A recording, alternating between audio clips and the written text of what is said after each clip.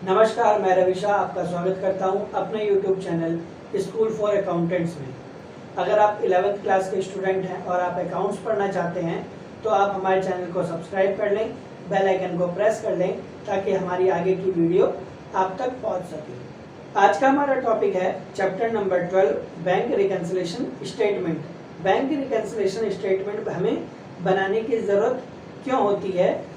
जब हमारे according bank का बैलेंस और बैंक के अकॉर्डिंग हमारा बैलेंस, यानी कि पासबुक में जो बैलेंस शो होता है और हमारे बुक्स में जो बैंक का बैलेंस शो हो रहा है, उन दोनों में अगर उन दोनों वैल्यू में अगर कोई डिफरेंस होता है तो उसको रिकंसाइल करने के लिए बैंक रिकन्सिलेशन स्टेटमेंट बनाया जाता है। अब बात आती है कि इनमें डिफरेंस होता क्यों है। इनमें कुछ ऐसे रीज़न हैं, कुछ ऐसे पॉइंट्स हैं जिनकी वजह से डिफरेंस आ जाते हैं। उन रीज़न को बेसिकली 3 पार्ट्स में डिवाइड किया हुआ है। तो पहला है ड्यू टू टाइमिंग। टाइमिंग की वजह से हमारा बैलेंस और बैंक का बैलेंस दोनों में डिफरेंस आता है। तो पहला है check issued but not yet presented for payment, यानी हमने पार्टी को चेक इशू कर दिया है लेकिन बैंक में उस चेक को रिप्रेजेंट नहीं किया गया है पेमेंट के लिए। मतलब कि बैंक का एक प्रोसेसिंग टाइम होता है चेक को क्लियर करने का, जो कि 3 वर्किंग डेज होता है। अगर हमने आज बैंक में चेक को डिपॉजिट किया है तो आज से 3 दिन बाद हमारे बैंक में, हमारे पासबुक में बैलेंस रिफ्लेक्ट करता है। तो अगर जब हमने पार्टी को पेमेंट किया है तो हम अपनी बुक्स में पार्टी को पेमेंट की एंट्री पार्टी टू बैंक आज ही कर लेंगे, लेकिन बैंक में वो बैलेंस 3 दिन बाद डिडक्ट होता है। तो इस वजह से डिफरेंस आता है। अब दूसरा पॉइंट है check deposited into bank but not yet cleared. Same reason है कि जब हमें पार्टी से चेक रिसीव होता है और वो सेम बैंक का ना हो, यानी बैंक का जो प्रोसेसिंग टाइम होता है, अगर जिस बैंक का आपके पास चेक है और उसी बैंक में अगर आपका अकाउंट है तो वो सेम डे क्लियर होता है, अदरवाइज 3 दिन का प्रोसेसिंग टाइम लगता है।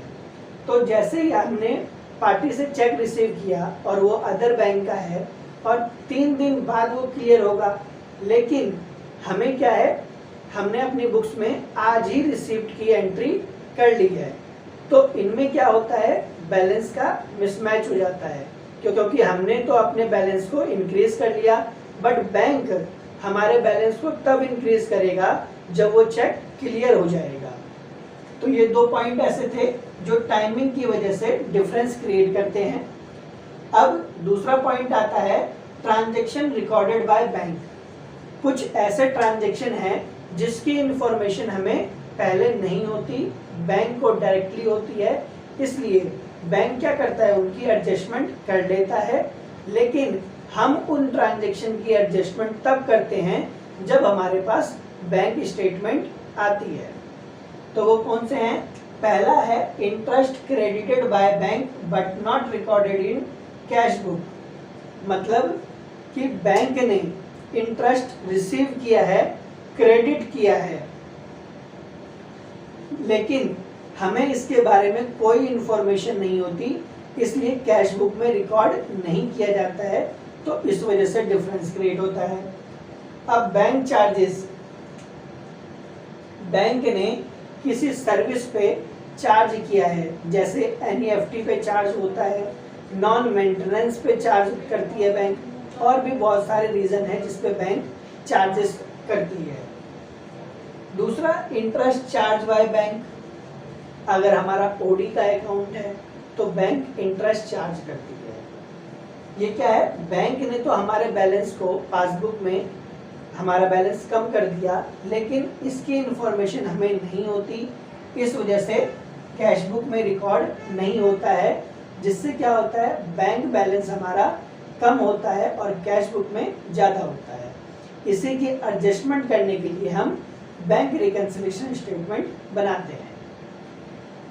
अब तीसरा पॉइंट है interest and dividend collected by bank. अगर हमने किसी और बैंक में इंटरेस्ट या एफडी कर रखी है, या हमने सेम बैंक में एफडी कर रखी है और हमने किसी शेयर में इन्वेस्ट कर रखा है, तो उससे क्या होता है, वो उसका इंटरेस्ट और डिविडेंड बैंक में आता है, लेकिन उसकी इंफॉर्मेशन अकाउंटेंट को नहीं होती।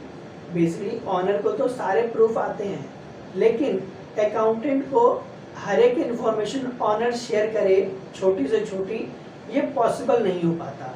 इस वजह से डिफरेंस क्रिएट होता है। बैंक में बैलेंस क्या होता है, इंक्रीज हो जाता है, लेकिन हमें इंफॉर्मेशन ना होने की वजह से हमारा कैश बुक में बैलेंस डिक्रीज रहता है, कम रहता है, अंडर वैल्यू रहता है। अब चौथा पॉइंट है डायरेक्ट पेमेंट बाय बैंक। अब बैंक ने कोई पेमेंट करी है, सपोज हमने ईसीएस हमारा लगता है, तो बैंक क्या करती है, ऑन ड्यू डेट अगर हमारे बैंक में बैलेंस है तो वो पेमेंट कर देती है, लेकिन हमें इंफॉर्मेशन नहीं होती। इस वजह से हमारा बैंक बैलेंस क्या होता है, डिक्रीज हो जाता है, लेकिन कैश बुक हमारा पॉजिटिव रहता है, इंक्रीज रहता है। तो इस वजह से डिफरेंस क्रिएट होता है। पांचवा पॉइंट है direct deposited into bank by customer. अब किसी कस्टमर ने हमारे बैंक में डायरेक्ट डिपॉजिट कर दिया है जिसकी इंफॉर्मेशन अकाउंटेंट को नहीं है, तो क्या होता है, डिफरेंस क्रिएट हो जाता है। अब छठा पॉइंट है dishonour of bill discounted with the bank, यानी बिल डिस्काउंटेड का एक सेपरेट चैप्टर है जिसमें हम इसके बारे में पढ़ेंगे। अब अगर बिल डिस्काउंटेड किया है हमने बैंक से और वो डिसऑनर हो जाता है, यानी टाइमली पेमेंट नहीं होती है, तो बैंक क्या करता है, उसके बदले चार्ज करती है। तो बैंक बैलेंस क्या होता है, हमारा डिक्रीज हो जाता है, लेकिन कैश बुक हमारा क्या होता है, वो उतने अमाउंट से पॉजिटिव रहता है। तो इस वजह से डिफरेंस क्रिएट होता है। अब लास्ट है हमारा bill collected by bank on behalf of customer, यानी हमने बैंक ने कस्टमर के बिहाफ पे बिल कलेक्ट किया है, तो उससे क्या होता है, बैंक बैलेंस इंक्रीज होता है, लेकिन हमें इंफॉर्मेशन ना होने की वजह से हमारा कैश बुक अंडर वैल्यू रहता है, तो इस वजह से भी डिफरेंस क्रिएट होता है। And third and last point है हमारा error and omission. Error and omission का मतलब होता है कि कुछ गलतियां हमसे हो गई और कुछ हम करना ही भूल गए। एक मशीन होती है और एक इंसान होता है, मशीन और इंसान में एक ही डिफरेंस है कि इंसान गलती करता है और मशीन जिस तरह का हम इनपुट डालते हैं उसी के अकॉर्डिंग आउटपुट निकलता है। अब यहाँ क्या गलती हो सकती है, जैसे राम की जगह हम श्याम कर सकते हैं, 1000 की जगह 1 लाख कर सकते हैं, 1 लाख की जगह हम 10,000 कर सकते हैं, ये नॉर्मल है। तो गलतियाँ हो जाती है जिनकी वजह से कैश बुक और पासबुक में डिफरेंस हो जाता है, और कुछ एंट्री हम करना ही भूल जाते हैं। सपोज हमने पार्टी से रिसिप्ट चेक कलेक्ट किया और जिसकी हमने एंट्री करना भूल गए, या जल्दबाजी में हमने एंट्री नहीं करी और बैंक में हमने डिपॉजिट के लिए दे दिया, तो उससे भी क्या होता है कि डिफरेंस क्रिएट होता है। यानी ये सारे पॉइंट थे जिनकी वजह से कैश बुक और पासबुक में डिफरेंस होता है और हमें बैंक रिकंसिलिएशन स्टेटमेंट बनाने की ज़रूरत होती है। अब हम इन चीज़ों को एक एग्जाम्पल के थ्रू समझेंगे अपने नेक्स्ट वीडियो में। तो मिलते हैं हम अपने नेक्स्ट वीडियो में एक एग्जाम्पल के साथ। मेरी वीडियो अगर आपको अच्छी लगी हो तो वीडियो को लाइक करें और ज़्यादा से ज़्यादा शेयर करें। अगर कोई प्रॉब्लम हो या किसी चीज़ में आपको डाउट रेज होता है तो आप हमें फेसबुक और इंस्टा पे अपने डाउट को शेयर कर सकते हैं। मैं विद इन 24 आवर आपके डाउट को सॉल्व करूँगा। Thank you for watching this video. मिलते हैं हम अपने नेक्स्ट वीडियो में।